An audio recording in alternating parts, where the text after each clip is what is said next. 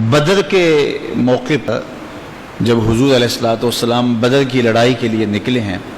تو حضرت رقیہ بیمار تھیں، تو آقا کریم علیہ السلام نے کہا کہ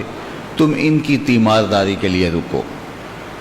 اور 313 جو اصحاب بدر بتائے جاتے ہیں ان میں حضرت عثمان غنی کا نام بھی ہے۔ حضرت عثمان غنی بدر کے مقام پہ نہیں پہنچے، جنگ میں شامل نہیں ہوئے،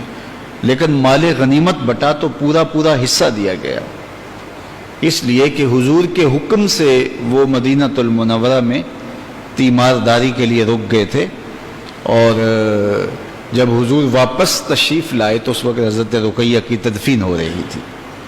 تو حضور نے اپنی صاحبزادی ام کلثوم کا حضرت عثمان غنی کے ساتھ نکاح کر دیا۔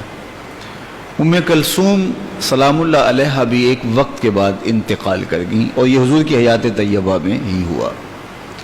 تو حضرت فاطمہ رضی اللہ تعالی عنہا حضرت سیدنا علی المرتضیٰ رضی اللہ تعالی عنہ کے نکاح میں تھی، اور حضرت زینب سلام اللہ علیہا وہ بھی اپنے گھر تھی۔ تو یہ حضور کی 4 صاحبزادیاں تھیں۔ آج کل یہ بھی ایک فتنہ پیدا ہوا ہے کہ اس کا دھڑلے سے انکار کیا جا رہا ہے، جبکہ اللہ نے قرآن مجید میں ارشاد فرمایا یا ایھا النبی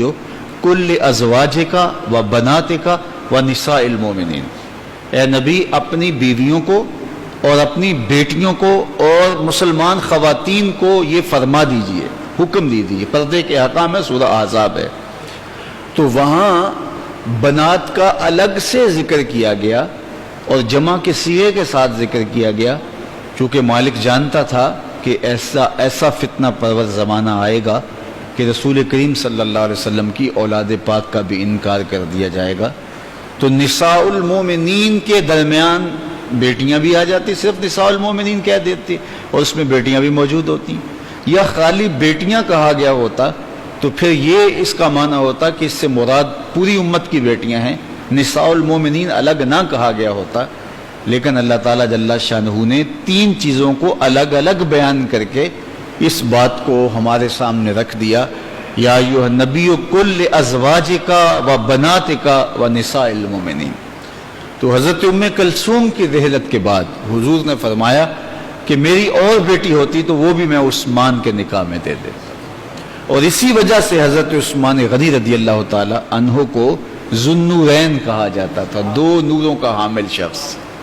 جس نے 2 نور پائے ہوں، 2 روشنیاں پائی ہوں۔ یار حضور کی بیٹیاں جس کے نکاح میں آ جائیں وہ تو ذو النورین بن جاتا ہے،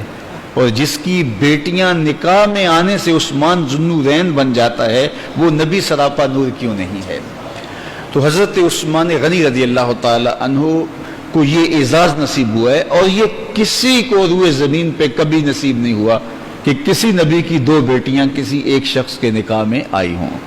یہ اعزاز، یہ تکریم، یہ عزت اور یہ منصب سیدنا عثمان غنی رضی اللہ تعالی عنہ کا ہے۔